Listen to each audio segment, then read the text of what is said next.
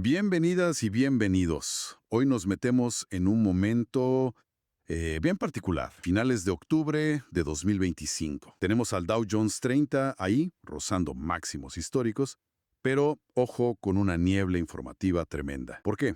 Cierre parcial del gobierno en Estados Unidos, así que nada de datos oficiales. Un escenario, digamos, de alta tensión. Sí, bastante tenso. Y nuestra misión hoy es desglosar cómo se arma una narrativa financiera justo en medio de este caos. Nos vamos a centrar en Jesús Navarrete, un analista que comparte sus ideas en YouTube. Queremos ver su enfoque, ¿no? Que mezcla análisis técnico con predicciones de un algoritmo. Y sobre todo, cómo le habla a una audiencia que quizá no tiene formación financiera formal. Justo ahora, con todo tan denso. Exacto. Y vamos a ver las herramientas que usa según el material que tenemos. Señales técnicas que a veces, parecen ir por lados distintos. Luego está ese algoritmo, el calculador de Milton, que da unos giros sorprendentes. Y todo con un telón de fondo socioeconómico que la misma fuente describe como tenso. Se trata de entender la estructura de su análisis, el técnico y el fundamentalista. ¿Y cómo lo hace, digamos, digerible en estas circunstancias tan inusuales? Perfecto. Arranquemos por mediados de octubre. Las fuentes hablan de señales técnicas mixtas. Por un lado, patrones alcistas, menciona uno que él llama la vela inteligente, y rupturas de medias móviles, ok. Pero por otro lado, había alertas, ventas institucionales antes, divergencias negativas, o sea, el precio sube pero el momentum, la fuerza, baja. Eso es señal de agotamiento, ¿no? Totalmente. Es una señal bastante clásica de agotamiento. Y esa contradicción es clave acá. Porque claro, sin datos macroeconómicos fiables, ¿qué te queda? El análisis técnico puro gana muchísimo peso. Lo que vemos es a Navarrete lidiando con ese tira y afloja técnico. Señales que dicen compra, pero al lado un parabolic SAR que sugiere puntos de reversión que ya estaba diciendo venta. Un desafío, ¿eh? Y ahí entra el famoso calculador de Milton. ¿Qué onda con eso? La fuente dice que el 20 de octubre estaba eufórico, hasta 89% de probabilidad alcista. 89%. Una barbaridad. Pero 2 días después, el 22, el precio como que choca con las bandas de Bollinger, esas que miden volatilidad, y la predicción, ¡pum!, cae en picada a 43% alcista. Cambio tan brusco. Es que eso ilustra perfecto la volatilidad de estas herramientas algorítmicas, sobre todo cuando no tienen datos externos fiables para anclarse, ¿no?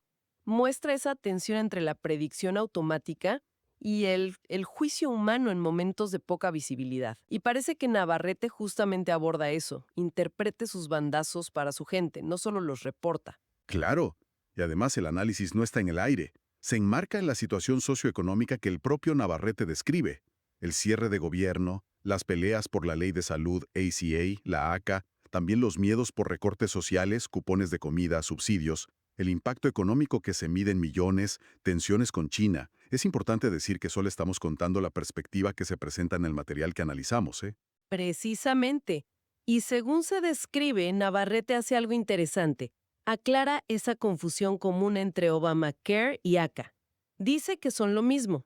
E incluso señala algo que llama la atención. La aparente ironía de que votantes republicanos en estados que dependen mucho de los subsidios del ACA apoyan al partido que busca reducirlos.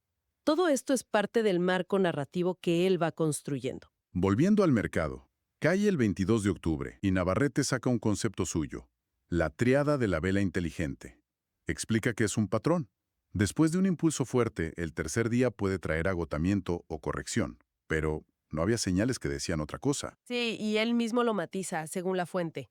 Señala que el parabolic SAR seguía en positivo, y eso lo lleva a plantear otra idea, la de un retroceso perfecto. O sea, no necesariamente el fin de la subida, sino como una pausa. Una pausa saludable para después seguir subiendo. Identifica estos dos patrones, la tríada y el retroceso perfecto, como los eventos técnicos clave de esa semana. Fíjate cómo traduce la acción del precio en conceptos que su público puede reconocer. Es parte clave de cómo hace accesible un análisis que podría ser muy árido. Es fascinante cómo les pone nombre a las cosas para darle sentido al aparente caos. Y para el día 23, ¿qué pasa? ¿Cómo ajusta las predicciones? Milton sube de nuevo. 69% alcista, bajo riesgo. Pero Navarrete no se lo cree del todo, ¿o sí? Correcto. El material muestra que no se fía ciegamente. Descarta los niveles muy extremos, tanto los altos como los bajos. ¿Basándose en qué? En la volatilidad, en las bandas de Bollinger, en gráficos de muy corto plazo. Hasta usa una analogía curiosa, algo como Betty la Fea, para referirse a esos valores atípicos que ve poco probables. Se queda con niveles clave que considera más realistas, identificando una posible ruptura hacia arriba y un soporte cercano abajo. Y anticipa para el día siguiente una vela decapitada, que, por lo que entiendo, es cuando una vela cierra fuera de las bandas y la siguiente como que se da vuelta, revierte. Pero, de nuevo, lo equilibra. Menciona noticias geopolíticas que él ve positivas, un acuerdo EU-China, y mira el intradía, el mercado aguantando sobre una media móvil importante, la EMA de 9 periodos, en gráficos de 1 hora. ¿La conclusión final cuál es? Su narrativa final, digamos, lo ata todo. Combina esos patrones técnicos que él identifica, vela inteligente, retroceso perfecto, la lectura crítica del algoritmo Milton, el contexto geopolítico que él ve muy positivo en ese momento y la dinámica interna del mercado. Eso de aguantar sobre la EMA 9. Argumenta que la estructura a corto plazo se ve fuerte, impulsada quizá por ese optimismo geopolítico y hasta menciona inteligencia artificial comprando, aunque los fundamentos económicos estuvieran ausentes por el cierre del gobierno. Logra de alguna forma empaquetar toda esa complejidad en una visión coherente y, bueno, digerible para su audiencia. En resumen, entonces hemos visto cómo el análisis de Jesús Navarrete, según estas fuentes, va construyendo una narrativa para intentar entender el Dow Jones en ese octubre de 2025 tan incierto. Combina sus patrones técnicos propios, usa de forma crítica los algoritmos como Milton y le suma un marco sociopolítico, todo buscando ofrecer claridad y, hay que decirlo, mostrando un análisis bastante desarrollado pero presentado de forma que se entiende. Sí, y lo interesante es ver eso, cómo al faltar los datos oficiales, el foco se va sí o sí hacia las señales internas del mercado, a los patrones técnicos, al detalle. Y se necesita habilidad para traducir todo eso en una historia que se entienda, ¿no? Que es lo que parece que Navarrete intenta hacer. Totalmente. Y esto nos deja con una reflexión quizá.